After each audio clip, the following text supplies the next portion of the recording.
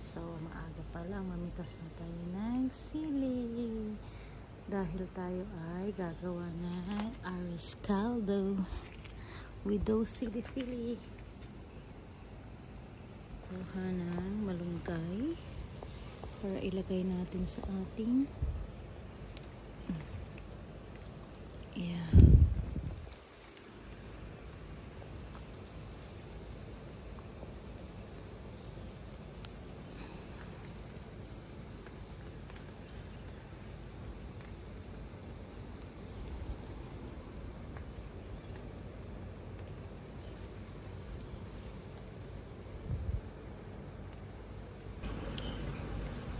So, ayan mga friends, this is the beauty kung meron kang mga halaman na natatanim at tayo ay kukuha ng oregano para ilagay natin doon sa ating tea.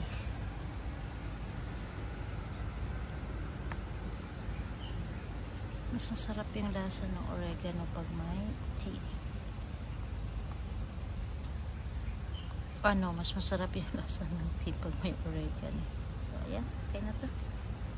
Rin tayo ng tanglad kasi lalagay din natin doon sa ating arroz caldo. So, let's see, this will be gonna be a rich, creamy, and yummy arroz caldo ever good. Replant ko last time, so tama nga si Ate Janet, pag nag-replant mo siya, mas yumayabong siya. So, ayan. Pwede na tayo dito kumuha. So, natin na. Ito yung harvest natin na tanglad. So, ayan. Gagawa tayo ng menu para sa mga gulay na yan. This is our breakfast. So, atin itong lalagyan natin ng kalabasa at syempre chicken ng ating arroz caldo. And then, ngayon, lulutuin ko muna siya dito para lumambot siya. Para mamaya, isa-smash natin siya dun sa ating rice.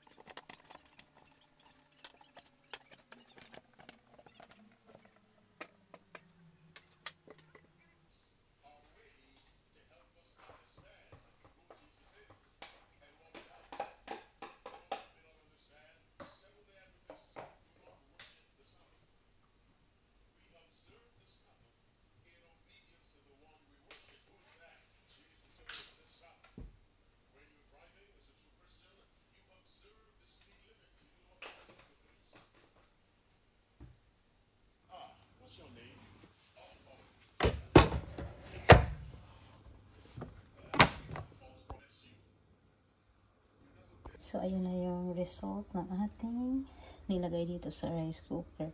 Lulutuin natin siya ulit. Lalagyan natin siya ng ginger, malunggay, at tanglad.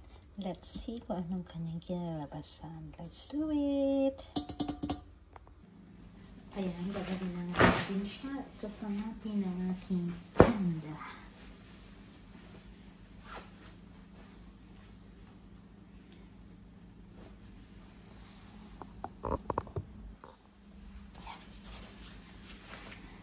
So, meron tayong maraming ginger. So, masarap siya. Lalagyan natin ng maraming ginger. Tinanggal ko na pala yung ating chicken dyan sa loob kasi hihimayin natin yan.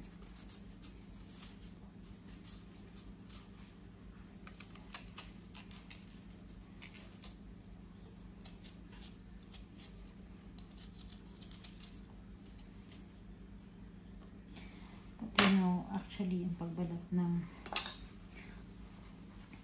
luya is ganito.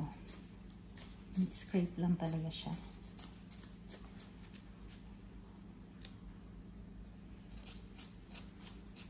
Kasi mabilis lang siya matanggal.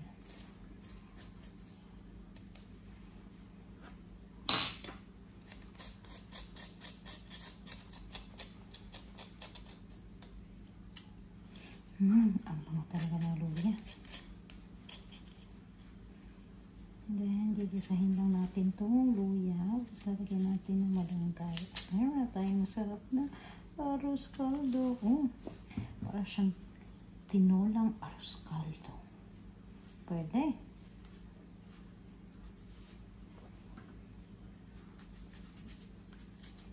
Kasi lalagyan natin siya ng tanglad.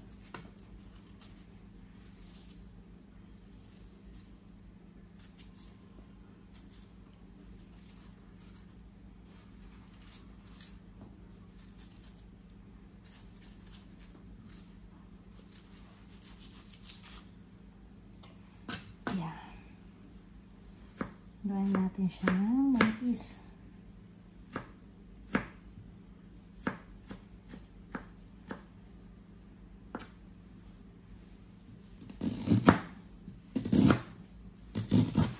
Super bango talaga ng luya. Marami pa tayong mga health benefits na makukuha sa luya.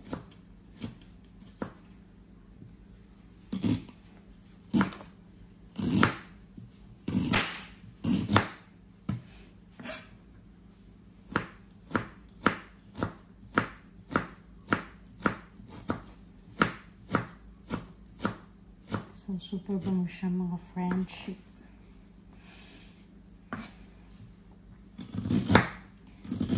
Kaya kung meron kayong mga kaning lamig, meron kayong mga whatever dyan, para hindi siya masira. At kung meron kayong mga ref, lagay nyo lang sa freezer.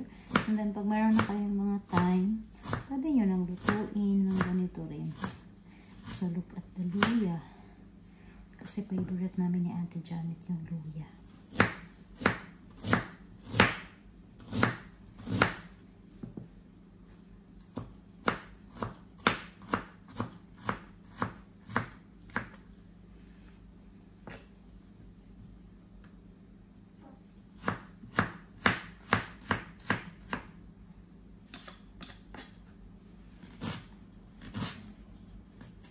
Maganda yung luya kasi anti-inflammatory pa siya. So, kung meron kayong mga sakit-sakit, pagkakit ng ulo, maglaga lang kayo ng luya. Huwag naman lang lagyan ng sugar. Pero kung hindi nyo matiis ang lasa ng luya, maglagay lang kayo siguro ng konting sugar. Pero much better is brown sugar. Ang gamitin ko para less tayo ng iwas naman tayo sa pagiging diabetic. So, ito yung ating tanglad. Look at that. Napakabango niya. Fresh na fresh. Galing to sa labas. So, ano natin yung ganito.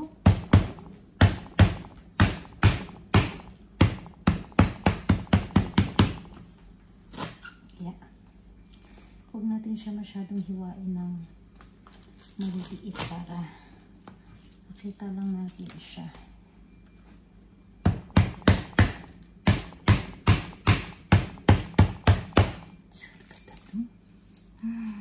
Refreshing talaga yung amoy ng mga to. Look at that. So, of course, ang ating malunggay. Ito malunggay. You know, I hate itong malunggay ng bata ko kasi alam niyo, pag naguhugas ka, masyado siyang madikit sa plato. So, ayoko siya kasi dumidikit sa plato. Ewan ko ba, bakit ang malunggay dati nung time nung bata ako is napakadikit sa plato. Pero parang ngayon hindi naman siya madikit. Baka tamad lang ako nung bata ako.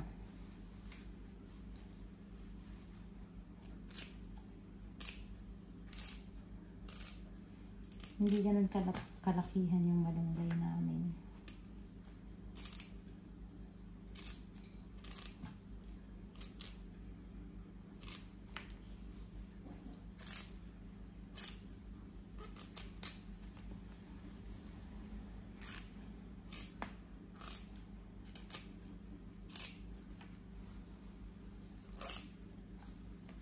Yan.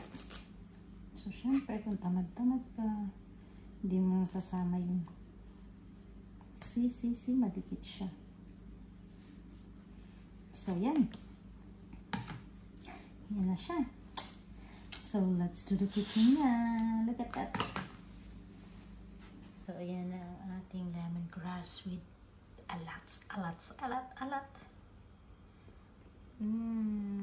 Chicken. At ang ating leftover na kanin kahapon at nilagyan natin yan ng kalabasa. So, yan. Let's do the cooking.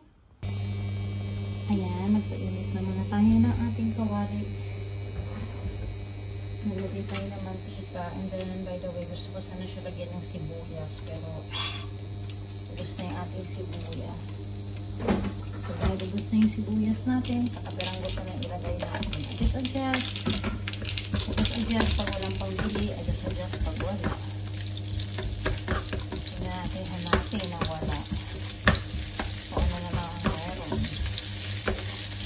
So, diba, dapat meron pang garlic. So, gagamitin lang natin yung ating garlic chili oil. And then, ang bango-bango niya. Super bango. So, ilagay natin yung ating luya.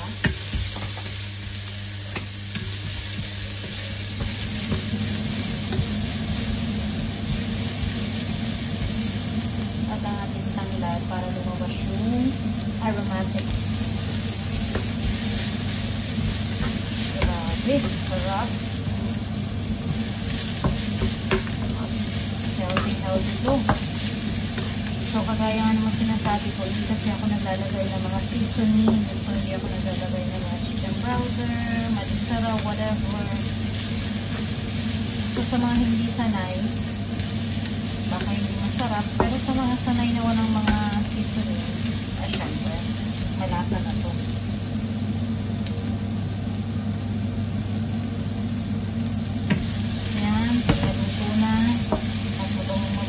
Ilagay na natin ngayon ang ating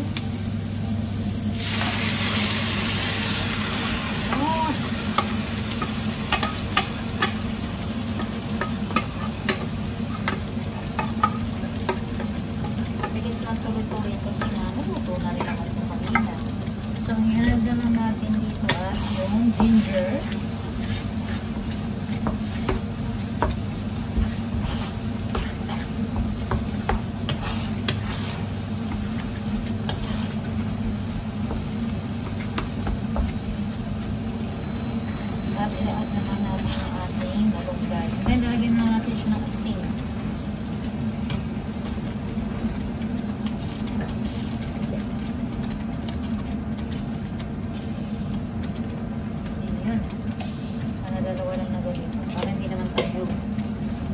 Sa kidney.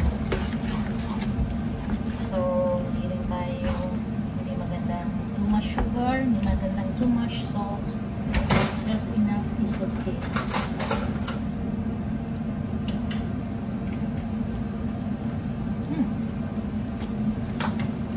Yummy. Delicioso.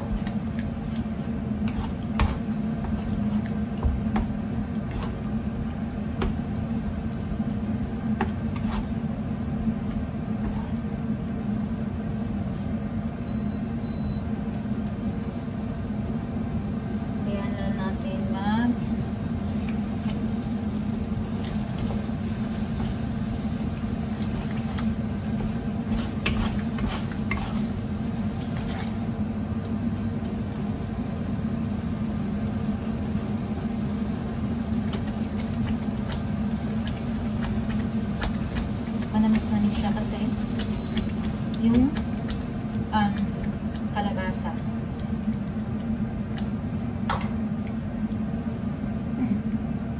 Pinatay ko na siya kasi yung malunggay naman is mabilis lang maluto.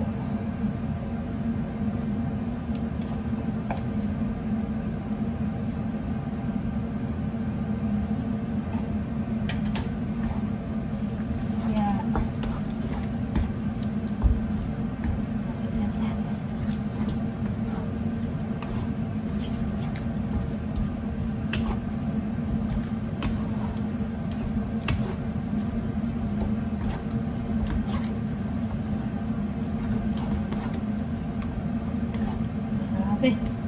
Sarap nito.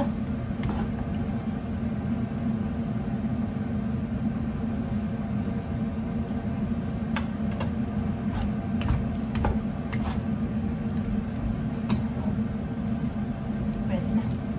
Maanghang na siya dahil sa sobrang daming ginger. And of course, chicken. So, syempre, himayin natin yan.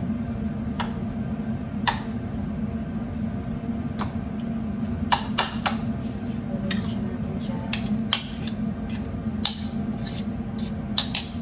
Oh! Super soft na siya. Yan, luto na mga friends. So, that's it. Thank you for watching. Until next time, let's do the plating. So, ayan na siya guys, ang ating arroz caldo de tinola. So, that's it. Thank you for watching, friends. At ito na ang ating arroz caldo de tinola. Let's eat.